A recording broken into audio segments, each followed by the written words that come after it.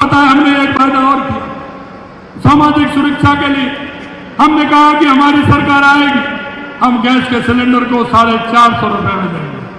मैं यहां से कहना चाहता हूं, यह फैसला हमने सरकार आते ही 22 दिसंबर को लिया था और 1 जनवरी से 73 लाख माता बहनों को 450 रुपए में सिलेंडर हमने देना प्रारंभ कर दिया 1 जनवरी से।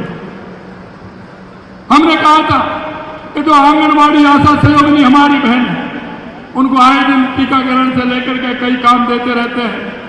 हमने कहा उनका वेतन भी बढ़ाने का काम हम करेंगे। हमने उनका 15% वेतन बढ़ाने का उनका भी काम किया है।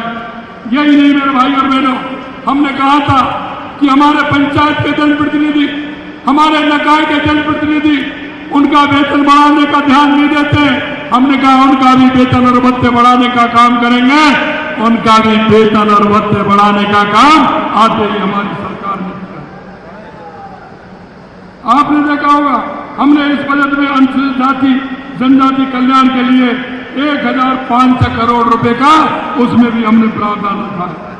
हमने अनुसूचित क्षेत्र के जनजाति परिवारों के लिए गोविंद गुरु जनजातीय क्षेत्र विकास योजना बनाने का काम भी हमने किया है।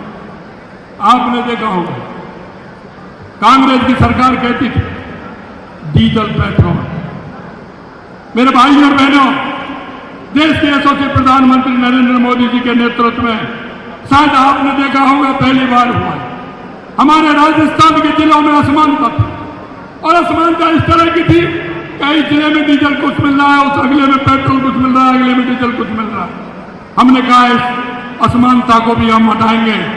आपने देखा होगा हमने 7 रुपए 18 पैसे डीजल का कम करने का काम हमारी सरकार ने किया। 6 रुपए 58 पैसे हमने पेट्रोल को कम करने का काम किया था।